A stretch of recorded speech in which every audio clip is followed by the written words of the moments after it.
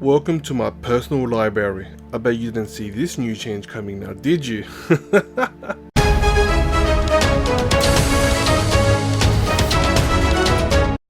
G'day guys, it's your man Lord Tomo, and I'm sure you have 10 million questions as to where I was all this time and thinking to yourself, what am I looking at right now? And to be frank with you, I'm the goddamn lords around these parts, so I'll answer whatever the hell I want to answer. You got it? I kid. Look, this is pretty much a new project I've been working in the background for a few months now. It's both a combination of a new vision for my channel and more importantly, just improving the quality of the content I put out honestly. I mean, let's be honest with ourselves, there is only so many reviews I'm sure you're willing to watch until you get bored. So think of this as spicing up our relationship a bit. So if you're new to this channel or just an old school subscriber of mine, then welcome to the new castle baby. And let's have some fun with this, shall we? So let's kick things off by getting straight into what this episode is about. We're here so I can talk about issue 1 of Sonic the Hedgehog comic by IDW Comics. Which, might I add, I am so way behind in reading. I legit have all the physical copies of the comic yet haven't read none of them. It's not because they're bad or anything, I just haven't had the time to read them. However, for the sake of ease for these episodes, I've also bought the digital copies of these comics from the official IDW website, and I recommend you do the same to support them, because if you know me, if it's Sonic related, I simp so hard I throw my money at it like it's some ego on OnlyFans. So let's pop this off the shelf and get straight into it, shall we? Now obviously there is like a million different covers for each issue, which I'll be honest, I don't plan on buying because the stories will be the exact same. So for the sake of transparency, anytime I talk about the comics cover, it's purely the digital version and not the physical copy. Because I don't plan on sitting on my ass talking about all the different covers out there, even though I know for a fact that some physical covers out there are like 10 times better than the actual digital version covers. Maybe I'll make a future video about those. We'll see. So this is the first digital cover of issue 1 of Sonic the Hedgehog by IDW, and trust me, it's a straight banger. I mean, already Sonic is showing his dominance to the reader by popping out of the panel with his foot out, ready to kick our asses back to the game over screen while giving us the finger, which admittedly isn't the middle finger, but my demented mind believes deep down the artist indirectly wanted to send a strong message to all the Archie Sonic the Hedgehog fans. Following directly behind Sonic is a visibly pissed off Tails. Why is he pissed off? No idea, but I would imagine he has something to do with the blue flickies flying around him, probably calling him a two-tailed freak, though I cannot confirm or deny if that statement is true, but let's be honest with ourselves, Tails is technically a two-tailed freak of nature. The only real question I have is why is Sonic trying to kick our asses and not Coconut? I guess those are answers we shall never know. Overall, it's not a bad cover. If anything, it's gorgeous. Except for the two-tailed freak of nature. Now let's get into the story, shall we? So like most teenagers in today's society, the first page sees Sonic running towards us, with a face of someone who's about to clap some chicks after getting a hot date from Tinder. The first page also gives us a prologue outlining that the only cheek Sonic has ever clapped were the various robot bosses that he's defeated throughout his life. It also alludes to the fact that after their last battle, his arch enemy Dr. Eggman is no longer around and has thus just vanished. Even though Dr. Eggman has magically disappeared, his robotic armada are still around causing chaos, clearly concerned with whatever the hell is happening in what is obviously a fortified town, which coincidentally is being attacked, yet the walls aren't destroyed for some magical reason. I mean, I would think that would be the first thing to be destroyed, right? Anyway, Sonic figures he must help and runs towards there, partially because he's the fastest thing alive, and also, let's be honest here, he probably has nothing better to do since he's a hobo. Inside the town, a terrified Red Wolf yells at random animals to get lost, because he's hardcore like that. For you see, a group of deadly orange robotic symbionts, by the way don't google that word, arrive and are ready to kick some furry ass. Visibly annoyed that a single weakling has confronted him, he proceeds to bitch slap the fox to assert his toxic masculinity over him, which ironically enough gets him so super turned on and ready for some questionable consensual sexy time with the fox. Sonic, believing 100% consent by both parties is needed, proceeds to destroy all robot symbionts within the vicinity, thus saving the fox from any future anal pains. The naturally concerned Hedgehog helps the fox get on his feet, then proceeds to scold him for not having the ability to correctly fight back. Because as you know, boys and girls, if you're getting attacked by an armada of sentient robots and everyone else has fled, you should be able to stay calm and have the balls to fight till the end. Because obviously everyone else in the town is doing that. Right, Sonic?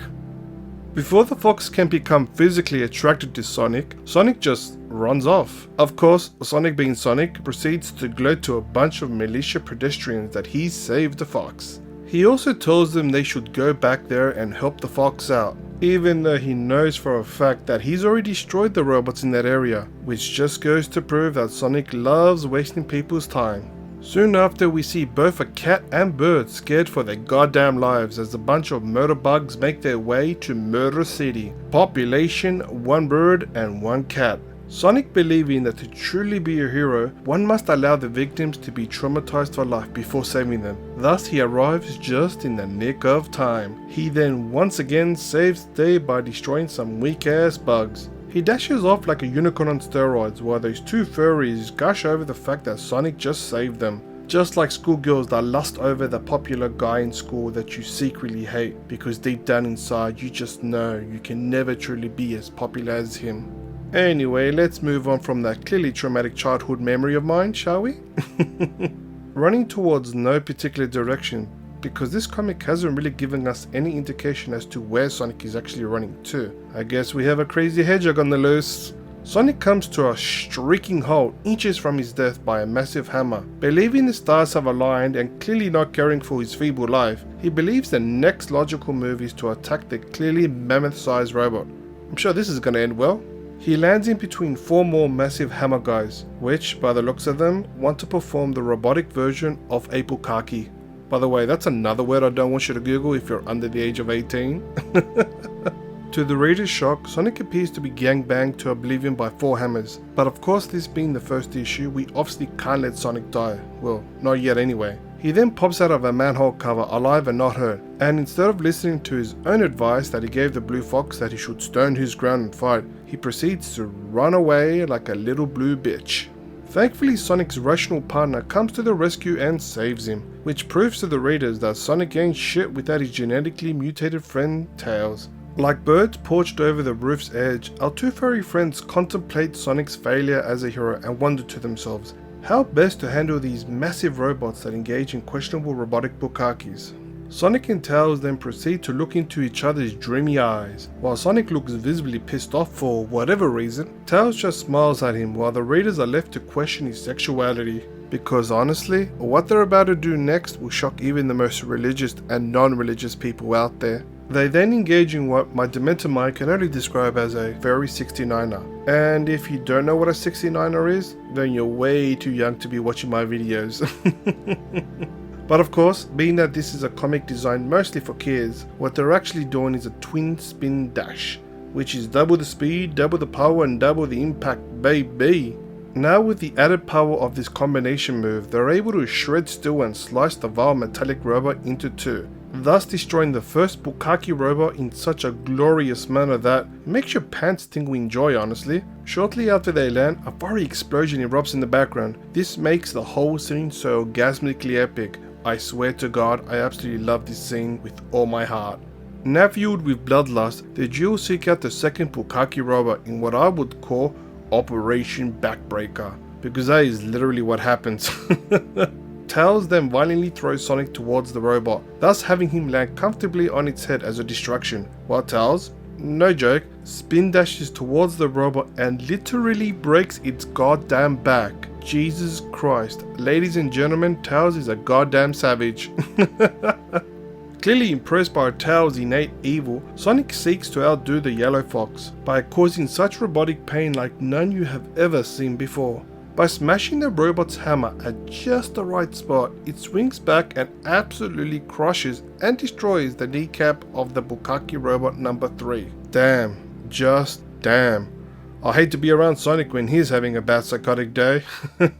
Not content with the robotic massacre collectively caused so far by their dirty hands, Tails informs Sonic that the remaining rebel forces are trying to escape. For you see, we can't have that, therefore they must all be destroyed. Fueled by utter hatred, Sonic smashes into Bukaki Robot's number 4 shin, thus tripping him, then proceeds to run across his hammer and then, well, how do I say this? He aggressively copulates with the robot's head, thus destroying it. I guess the moral of that battle would be, make sure everyone's okay for some good old family Bukaki fun, because you wouldn't want to piss anyone off now, would you? Naturally, Sonic's thirst for robotic destruction cannot be quenched and thus commands Tails to seal the gate, which Tails complies with because he too has a heart of stone. Once the gate closes, every remaining robot trying to escape ends up dying. But you see, boys and girls, Sonic and Tails' end goal wasn't just to save the animals being attacked. Oh no. It was and has always been the absolute and utter destruction of the robot race. You know what? I think Hitler should also join their freedom fighter team. They do seem to think alike. After committing partial robotic genocide and saving the town, the psychotic duo reminisced on the outcome of the battle, only for Tails to inform Sonic that the robotic forces are becoming stronger and more coordinated, more so than what they were before. Sonic, obviously not amused by Tails' assertion, decides to hear him out anyway. It is then explained that when Dr. Eggman was beaten and the control over the world was broken, the robots became, well, pretty much stupid and did their own thing. But as of late, they're now holding hands and bonding together like frat boys at a party and working together as a team. They figured Dr. Eggman might be behind this, but due to his lack of social media posts being all kawaii desu and not taking ownership of the robot's chaos, it's very unlikely it was him. Or is it? Bum bum bum! I honestly don't know. Sonic, having zero disregard for his own existence and feeling borderline suicidal, informs Tails that he doesn't really care, as long as he's allowed to continue destroying badniks like the maniac he was born to be, baby. Tails, unfortunately unable to remove himself from Sonic's teeth, expresses his concern for his safety, to which Sonic informs him not to worry about him, he'll be okay, he'll be careful. Thank God you told him that, Sonic. Now he won't have to worry about the suicide pact you made with death, you damn psycho hedgehog. Sonic offers Tails to join him as a team, like the good old days. However, after seeing so many young furry girls who are now mentally traumatized with potential daddy issues due to the robot invasion, he thinks about it for one whole second, then declines his offer because he wants to stay back and help the animals rebuild the town. But let's be honest here, he's only staying back in the hopes of clapping some furry cheeks. We then see Sonic running off and being tracked by a flying bot, which is reporting back to a mysterious individual who appears to also want to kill my second favorite girl, Amy Rose. By the way, did I mention that he literally wants to kill both hedgehogs in one strike? Damn, now that's ambition. I'm genuinely curious to know who this evil person might be, but I guess we'll find the answer to that in episode 2, or not, considering I'm like 40 plus comics behind, so I'm sure someone's gonna post the answer in the comments below and ruin my goddamn life. And that's the end of issue 1. Overall, this wasn't a bad first issue. It had everything it needed to have: an introduction to the main heroes, a basic plot, an action scene, cool battles, and a level of suspense at the last page to bring back people in for more. I honestly can't complain. I enjoyed this for what it was. The panels were beautifully bright, the dialogue was tight, and the comic was just overall good fun. The only real criticism I have was they made Sonic way too cocky for my liking, especially considering we're meant to believe that the robots are now uniting and becoming an actual threat. I mean, I don't mind if his confidence blows up his ego, but he should at least be worried for himself, especially after hearing what Tails had to say about the badniks. I guess the IDW version of Sonic the Hedgehog is a suicidal maniac, and you know what? I think I can love that. That being said though, I am curious to know what your thoughts of this comic are, so let me know in the comments below what you liked or disliked about it. I welcome all opinions. And thus, this concludes the first episode, and per my decree it mandates, if you enjoyed what you watched, then hit the like button, subscribe, and leave a comment below. Also, feel free to add my other social media pages as well if you want. The links will also be in the description below. So until the next time we meet again, people, rock out and speed on. Peace!